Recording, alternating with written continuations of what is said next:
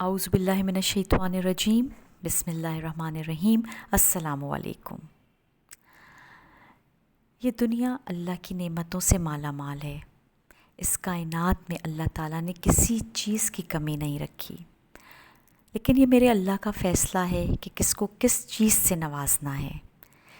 کسی کو دے کر آزماتا ہے اور کسی سے لے کر آزماتا ہے، لیکن یہی ہمارے دین کا اصول ہے، ہمارے ایمان کی پختگی ہے کہ ہمیں اللہ کے اس فیصلے پہ راضی رہنا ہے، اپنی تقدیر پر راضی رہنا ہے اور اللہ کی تقسیم پر راضی رہنا ہے۔ یہ میرے رب کی شان ہے۔ لیکن انسانی فطرت ہے کہ جب اس کے پاس جو چیز نہیں ہوتی ہے نا، تو وہ اسی کی تمنا کرتا ہے، اور حلال چیزوں کی تمنا کرنا جائز بھی ہے۔ ایک واقعہ یاد آ گیا کہ ایک مرتبہ کا ذکر ہے کہ ایک صحابی رسول صلی اللہ علیہ وآلہ وسلم تجارت کر کر لوٹے، تو وہ آپ صلی اللہ علیہ وسلم کی خدمت اقدس میں حاضر ہوئے اور آپ کو ہدیے کے طور پہ ایک جبہ، ایک کرتا تھا، وہ پیش کیا۔ جب آپ صلی اللہ علیہ وسلم نے اس ہدیے کو دیکھا تو وہ انتہائی قیمتی کپڑے سے بنا گیا تھا۔ اس زمانے میں اس کی قیمت بیش بہا تھی، آج کے دور میں تو اس کی قیمت کو چھوڑ ہی دیجیے آپ صلی اللہ علیہ وسلم نے ان کو منع نہیں کیا کہ کہیں ایسا نہ ہو کہ ان کی دل آزاری ہو۔ یہ ہمارے لیے بھی ایک سبق ہے۔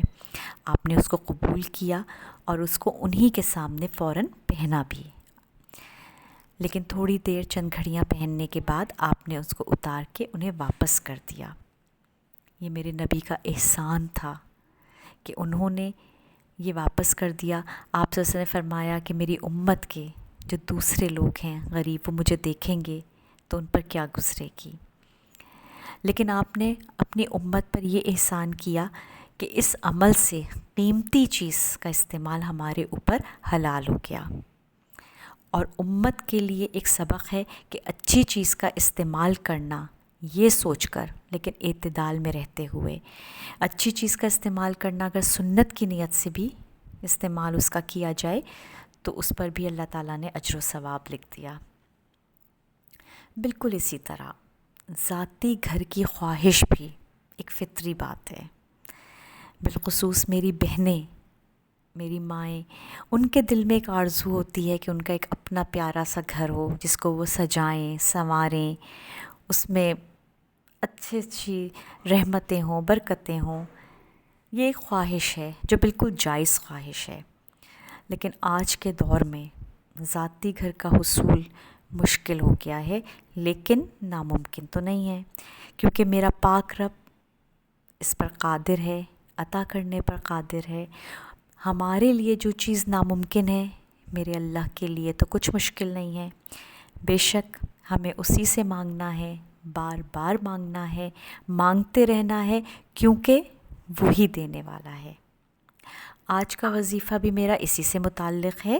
میرے وہ بہن بھائی جو اپنے ذاتی گھر چاہتے ہیں، ذاتی گھر کے حصول کے لیے ایک چھوٹا سا وظیفہ میں آپ کو بتا رہی ہوں۔ بہت آسان سا وظیفہ ہے، آپ بآسانی کر سکتے ہیں۔ آپ اپنے پورے 24 گھنٹوں میں سے چند لمحے اس نکال سکتے ہیں تو آپ کو اللہ پاک اتنی بڑی نعمت سے نواز دے گا۔ وظیفہ کچھ اس طرح سے ہے کہ آپ نے 5 نمازوں میں سے جس نماز میں بآسانی آپ یہ اپنے 15-20 منٹ دے سکتے ہوں، تو آپ اس نماز کی پابندی سے آپ اسی کا وقت مقرر کر لیجئے۔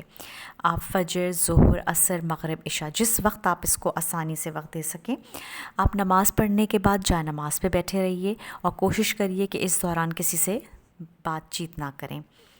3 دفعہ آپ نے درود شریف پڑھنا ہے اور پھر 101 مرتبہ یہ دعا پڑھنی ہے: اللہم اغفر لی وذنبی ووسع لی فی داری وبارک لی فی رزقی۔ یہ آپ نے 101 مرتبہ پڑھنی ہے، اور یہ عمل آپ نے 90 دن کرنا ہے، اور آخر میں پھر آپ نے 3 دفعہ درود شریف پڑھنا ہے۔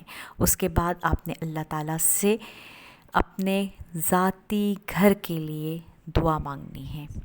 تو انشاءاللہ تعالیٰ اس دعا کی برکت سے آپ ابھی یہ عمل کر ہی رہے ہوں گے، انشاءاللہ تعالیٰ اللہ پاک اسباب بنانے شروع کر دے گا، کوئی نہ کوئی ایسا راستہ، کوئی نہ کوئی ایسی سبیل نکل آئے گی کہ آپ کے گھر کا حصول آسان ہو جائے گا اور انشاءاللہ تعالیٰ آپ اپنے نئے گھر میں شفٹ ہو جائیں گے۔ اس کا ایک چھوٹا سا فائدہ میں آپ کو اور بتا دوں کہ اس دعا کو وضو کے دوران پڑھنے کی اپنی عادت بنا لیجئے۔ جب بھی آپ وضو کرنے جائیں آپ اس دعا کو عادت بنا لیجئے۔ اللہم اغفر لی وذنبی، کتنی پیاری دعا ہے، اے میرے اللہ میرے گناہوں کو معاف کر دے۔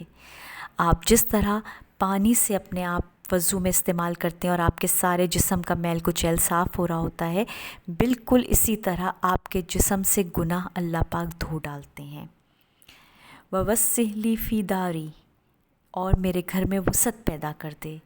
بے شک اگر آپ کا اپنا ذاتی گھر بھی ہے تو اللہ پاک اس کو بڑھا دیں گے، وسعت پیدا کر دیں گے اور آپ کو بڑا اچھا گھر مل جائے گا، اور جن کا کرائے پہ ہیں ان کے لیے اپنے ذاتی گھر کا اللہ پاک بندوبست فرما دیں گے۔ وبارک لی فی رزقی، اور میرے رزق میں برکت عطا فرما دے۔ سبحان اللہ، کتنی پیاری دعا ہے، اس کے معنی ہی اتنے پیارے ہیں کہ دل چاہ رہا ہے کہ اس کو بار بار آدمی پڑھتا رہے۔ آپ 5 وقت وضو میں پڑھیے، پھر قرآن پڑھتے ہیں آپ، جس وقت آپ وضو کریے اس دعا کو وضو کے دوران پڑھتے رہیے اور اس کی رحمتیں، اس کی برکتیں سمیٹتے رہیے۔ شرط وہی ہے، نماز کی پابندی کیجیے، استغفار کی کثرت کیجیے۔ مجھے دعاؤں میں یاد رکھیے۔ السلام علیکم۔